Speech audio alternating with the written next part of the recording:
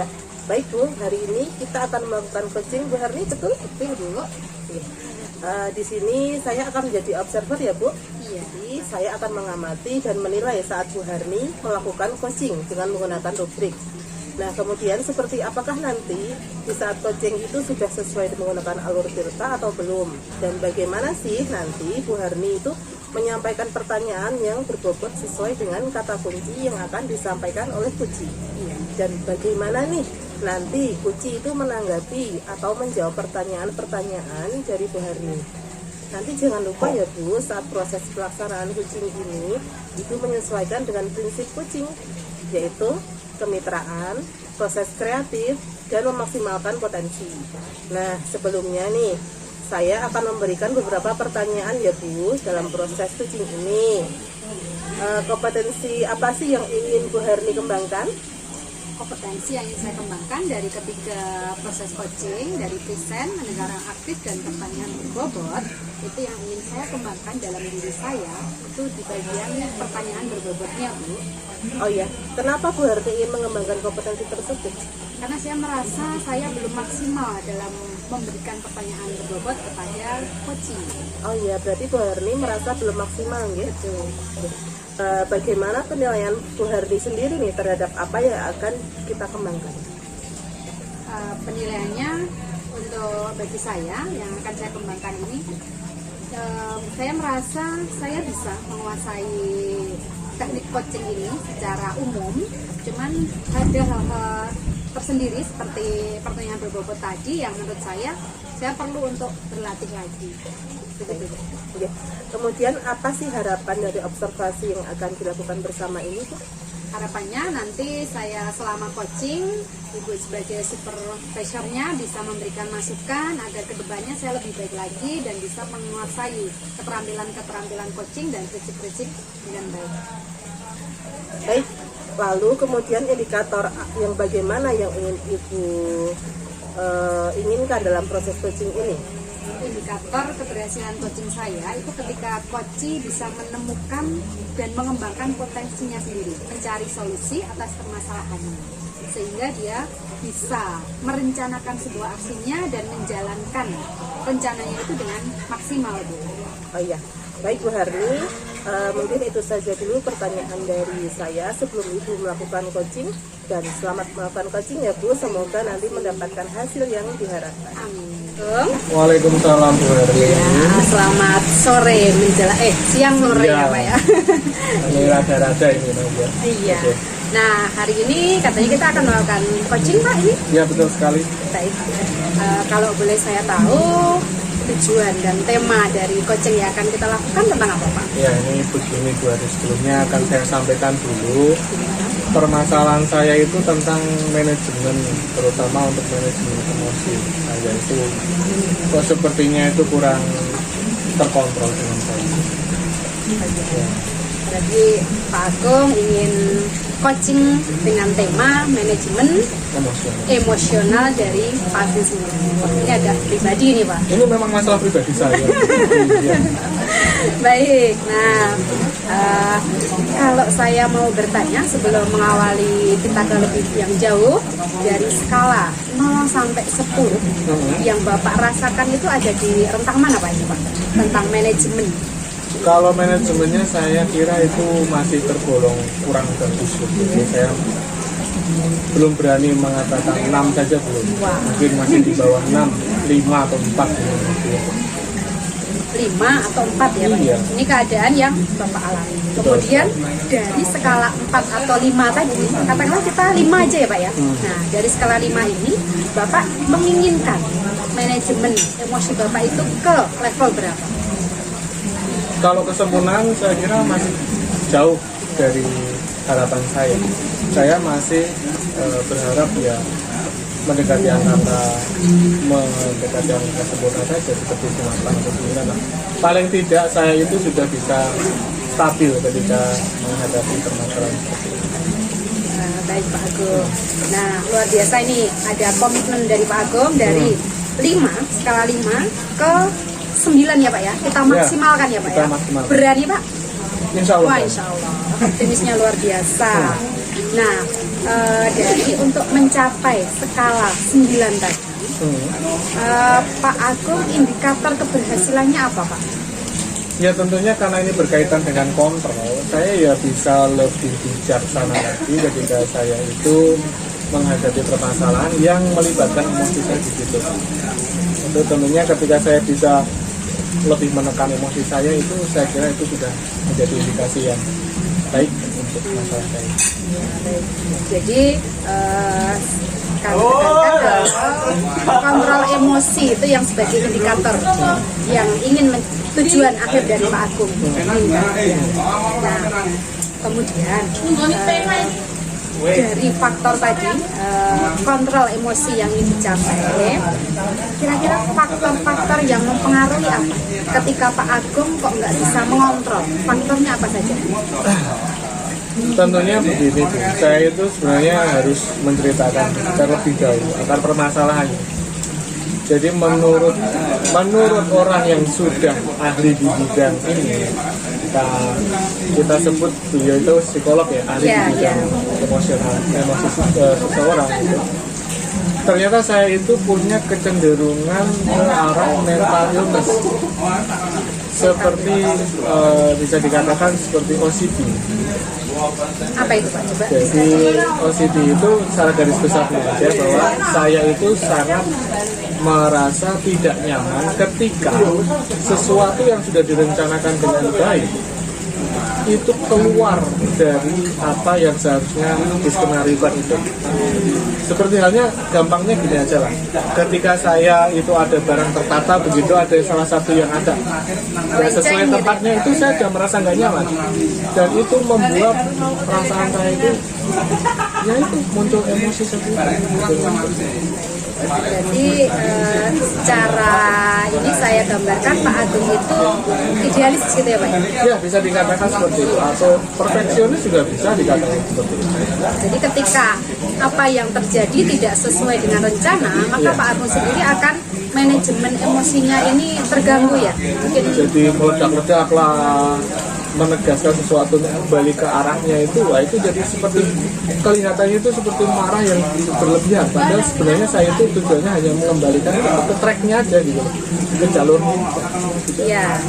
Nah, kemudian biasanya Pak Agung melakukan apa agar manajemen emosinya bisa terkendali?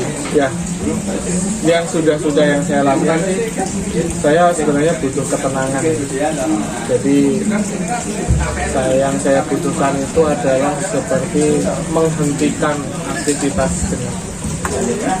Ketika sudah mulai memanas nih, Ya, muncak gitu ya ya, Pak ya? memuncak itu saya harus berhenti. Jadi kalau diibaratkan seperti teknik stop, saya berhenti dulu, saya berpikir dulu, saya merenungkan dulu. Langkah selanjutnya biasanya saya lebih ke arah spiritual. Bisa sholat itu, Mendekatkan kepada yang kuasa. dengan hal itu tentunya setelah melakukan itu perasaan saya lebih merasa tenang.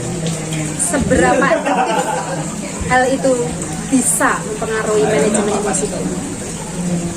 Saya kira itu sangat efektif ya, karena dari apa yang saya lakukan tadi itu saya itu merasa bisa berpikir dengan lebih jernih, bisa berpikir lebih bijaksana untuk menyikapi masalah-masalah yang tadinya saya hadapi secara spontan. Saya bisa mempunyai alternatif solusi. Oh ini harusnya begini, harusnya saya lebih ke poseliro. Baik, jadi dari yang Pak Agung katakan tadi, yang bisa memperbaiki manajemen emosi, ada teknik stop, mendekatkan diri kepada yang kuasa. Mungkin ada dukungan-dukungan lain Pak di luar itu. Kalau itu kan sifatnya dari dalam sendiri ya Pak itu. Nah, mungkin ada faktor-faktor lain Pak. Ya kalau tentunya saya juga banyak berkomunikasi dan berinteraksi dengan orang-orang yang memang ahli di bidang itu. Bisa juga saya berinteraksi dengan orang-orang yang memang punya, saya dalam tanda kutip punya kedewasaan yang jauh lebih tinggi daripada itu, dengan tuntutan yang lebih berat dari apa yang saya hadapi. Saya banyak berkomunikasi, saya banyak sharing, dan mereka memberikan saya pendapat untuk bagaimana saya bisa lebih bijaksana dalam menghadapi masalah. Dari situ saya anggap sebagai sebuah masukan yang nantinya bisa merubah saya pada lebih baik. Nah, ya, baik. Jadi dari usaha Pak Agung tadi ada faktor internal dan eksternal ya Pak ya? Iya, sekali. Ya. Nah, hambatannya apa Pak? Kalau hambatan saya kira begini ya Bu ya. Ketika saya itu berusaha untuk melakukan segala sesuatu yang saya pikir baik, Ya. itu ternyata belum tentu baik juga buat orang lain gitu loh. Jadi apa yang saya anggap ini sebagai suatu hal yang prosedural begitu ya, yang memang seharusnya dilakukan seperti itu, ternyata orang lain belum tentu bisa menerima hal itu. Maka saya harus mengulang lagi proses itu sehingga kesannya itu tidak efektif dan efisien. Jadi seperti saya harus menjelaskan ulang lagi, saya harus membuat solusi yang lain lagi, dan itu membuat emosi saya juga akan lebih terganggu lagi gitu loh. Yang tadinya saya sudah learning, karena dianya menolak nih, akhirnya ya udah naik lagi nih, kan jadi seperti itu. Itu merupakan sebuah hambatan yang saya kira untuk mentoleransinya masih agak sulit gitu. Berarti seperti siklus ya Pak ya? Iya, siklus. Jadi ketika di luar rencana Pak Agung kembali lagi, manajemen sosial lagi, memulai lagi dan seterusnya. Betul. Ya. Nah, tadi dari yang Pak Agung katakan tadi, teknik yang dari daya dukung dari internal maupun eksternal tadi, mungkin Pak Agung ada cara lain selain sharing kepada yang lebih kompeten, kemudian stop dan juga mendekatkan diri kepada sang pencipta. Yang menurut Pak Agung, ini tentunya saya perlu ceritakan lagi ya Bu, bahwasanya apa yang saya alami itu sebenarnya sejalan dengan hasil dari tes psikologi yang saya telah lakukan. Dulu saya pernah tes psikologi itu 2 kali. Iya. Untuk tes penerimaan CPNS di tahun 2011. Betul. Itu saya sampai mengulang 3 kali. Ini beneran ya? Saya mengulang 3 kali dan kesalahannya sama. Yaitu letaknya di manajemen emosinya saya itu terlalu sangat lemah sekali. Sampai 3 kali itu saya nang. Dan kemarin ini yang kedua di tahun 2012 saya tes lagi psikologi. Juga ternyata sama juga di bagian itu. Padahal perasaan saya sudah menjawab semuanya itu dengan sebaik-baiknya. Tapi ternyata ya namanya ilmu itu memang akurasinya memang bagus ya. Nah saya kira ketika nanti nih ada suatu penanganan, jadi yang saya butuhkan adalah saya coba tes lagi aja. Kira-kira apakah ada perubahan? Karena nanti dari tes itu akan mengindikasikan bahwa saya itu memang sudah ada perubahan atau belum. Saya kira itu. Baik, setahu saya Pak ya, itu juga benar. Untuk psikologi itu memang dicek secara berkala dan Pak Agung sudah melakukannya dari tahun 2011, terus kemudian kemarin 2022. Itu sudah tentangnya lama ya, tapi belum ada peningkatan. Masih ya, untuk angkanya itu masih ada, sudah ada, nggak seperti kemarin. Iya. Mungkin dari sisi pengalaman sama usia mungkin ya Bu ya. Jadi dari situ saya bisa lebih bijaksana lagi mungkin seperti itu. Tapi ya faktor yang saya juga belum tahu.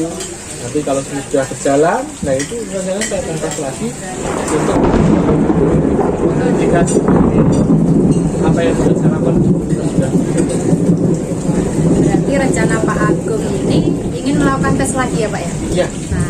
Nah mungkin dari seingat Pak Agung nih ya, dari 2011 sampai 2022 itu kan ada perubahan nih Pak. Nah, apa yang Bapak lakukan sehingga saya harapkan nanti ketika Bapak tes lagi itu juga mengalami peningkatan lagi. Ya mungkin kembali lagi seperti apa yang sudah saya jawab di awal tadi. Ya saya kan sudah banyak berinteraksi dengan orang, berbagai macam orang, dari berbagai macam latar belakang, dari berbagai macam kedudukan, posisi. yang saya anggap mereka itu punya potensi yang sangat bagus sekali. Ya. Dan salah satu tokoh yang bisa saya sebutkan adalah atasan kita sendiri, Ya. kepala sekolah, pengawas, dan sebagainya, atau dinas. Itu saya banyak berinteraksi, banyak berbicara dengan mereka, dan secara tidak langsung mereka itu sudah memberikan impact yang sangat bagus kepada saya itu. Jadi saya bisa lebih, ya itu lagi kebijaksanaan lagi lah. Intinya saya bisa lebih inilah memanajemen. Ini perlu nggak saya lakukan, ini tidak perlu saya lakukan, gitu. Dari situ akhirnya emosi saya itu bisa dikontrol. Baik, berarti kalau bisa saya simpulkan ya Pak ya, Pak Agung berlatih untuk berinteraksi dengan orang lain. Betul. Dan kemudian dengan interaksi tersebut Bapak akan lebih berusaha tertata lagi, akan menata emosi dengan impact-impact yang datang dari mereka-mereka Betul semua. sekali. Nah, dari tahun ini ya Pak, 2023, terus rencana tes lagi kapan Pak? Mungkin nanti 2024 ini. Oh ya, pertengahan, berarti masih ada waktu ya Pak ya? Nah, kira-kira yang akan Bapak lakukan apa ini? Kalau melihat kemarin kenaikannya, kemudian ini. Yang pertama, saya lebih ini lagi lah, mungkin lebih intens lagi untuk menjalin relasi lagi. Saya coba untuk mendekatkan diri saya kepada tokoh yang saya kira bisa lebih menginspirasi saya, yang ketika saya nilai dia itu dengan tekanan seperti ini, ternyata dia masih bisa seperti ini gitu ya, bisa dibayangkan kan seorang yang punya kesibukan luar biasa ternyata dia masih bisa senyum-senyum gitu kan. Seharusnya saya juga mendekati orang-orang seperti itu. Saya ingin belajar bagaimana dia mengelola itu semua gitu loh, menyelesaikan masalah tanpa masalah, ibaratnya kan seperti itu, tanpa menimbulkan emosi-emosi yang berlebihan. Jadi secara nggak langsung Pak Agung menyebutkan bahwa kita akan Pak Agung akan menjalin relasi dan belajar dari mereka. Mereka bisa berhasil, tentu saya juga bisa melakukan seperti itu. Apakah seperti itu Pak? Betul sekali. Oh, iya. Tentunya tetap ya dari dalam diri, dukungan dari dalam diri tadi jangan dilupakan ya Pak ya. Betul sekali. Nah, kira-kira Pak Agung akan melakukan itu dalam waktu dekat atau ini rencananya sesegera mungkin ini, karena kebetulan ini dari beberapa event yang saya ikuti, saya sudah menemukan beberapa sosok yang menginspirasi. Cuma belum membangun secara intens ke orang itu. berarti Pak Agung sudah kenal dengan orangnya? Sudah. Ya sudah mengenal sedikit. Nah nanti kalau masalah selanjutnya kan bisa kita temukan lagi. Berarti nanti Pak Agung akan berhubungan secara intens dengan orang tersebut, kemudian akan menjalin relasi, tentunya untuk belajar lagi ya Pak ya, untuk intinya tujuannya agar manajemen emosi Pak Agung bisa tertata lagi. Nah, wah luar biasa Pak. Kalau saya boleh bertanya, refleksi dari Pak Agung apa? Jadi menurut saya memang yang namanya manajemen emosi itu memang sangat penting sekali untuk dikendalikan. Karena mengingat bahwa kita hidup itu bukan hanya untuk kepentingan sendiri. Kita itu juga harus memikirkan kepentingan orang lain. Hidup saya itu bukan hanya untuk saya sendiri. Hidup saya itu juga untuk orang lain. Memang dari awal prinsip saya itu hidup untuk kemaslahatan, untuk kepentingan orang banyak. Karena dari itulah saya tidak mau mencacatkan hal yang sudah saya lakukan seperti ini menjadi sesuatu yang bukan hanya karena manajemen emosi yang ketika sebagai contoh ketika kita bisa membangun sebuah tatanan, iya kan, tatanan itu berjalan, tapi hanya karena saya merasa saya kurang bisa manajemen emosi dan saya merasa dominan di situ, akhirnya orang-orang di sekeliling saya nggak nyaman, kan tatanan itu bisa hancur. Saya nggak mau terjadi seperti itu. Jadi memang manajemen emosi itu sangat penting sekali, terutama untuk untuk membangun hubungan baik dengan orang lain. Kemudian yang akan Pak Agung lakukan yang akan saya lakukan tentunya ya tadi itu, saya akan terus dan terus berusaha apapun caranya, seperti tadi yang sudah saya sampaikan, bangun relasi, kayak psikolog, mungkin saya juga akan menemui pakar-pakar yang di bidang itu, yang ahli bidangnya ya, tujuannya ya untuk memperbaiki diri. Tidak lupa yang dukungan intern dari kita sendiri ya Pak ya. Iya, tentunya. Luar biasa sekali Pak Agung untuk beberapa menit ini, sangat luar biasa. Terima kasih untuk Pak Agung. Dari Pak Agung saya juga belajar banyak nih tentang manajemen emosi, dan saya juga tertarik dengan hasilnya nanti di pertengahan tahun ya Pak ya. Iya. Nanti kita cerita-cerita lagi ya Pak ya. Seberapa efektif yang sudah Pak Agung lakukan, hasilnya bagaimana, dan kita terus akan memperbaiki. Ya. Terima kasih juga Bu Harni, dari pertanyaan-pertanyaan Ibu tadi menggiring saya itu untuk menemukan jawaban yang lebih baik lagi. Ya, harapan saya juga nantinya kalau kita ada pertemuan lagi itu juga sudah bisa merefleksikan hal-hal yang lebih baik lagi untuk saya, yang nantinya itu bisa menginspirasi saya di luar apa yang sudah saya lakukan. Baik Pak Agung, ya. Terima kasih. Wah, alhamdulillah ya, Bu Harni tadi sudah melakukan coaching ya. Bagaimana perasaannya Bu Harni setelah melakukan coaching? Ya, saya merasa saya cukup puas Bu, karena dari coach saya itu bisa dengan leluasa, dia bisa mengungkapkan apa yang menjadi kegalauannya, menjadi masalahnya, kemudian saya tuh menggiring dia mengerucut agar menemukan solusi-solusi agar masalahnya bisa teratasi, gitu Bu. Oh iya, secara garis besar berarti coaching yang Bu Harni jalani tadi sudah berjalan dengan baik dan lancar nggak Bu? Iya, itu menurut saya Bu.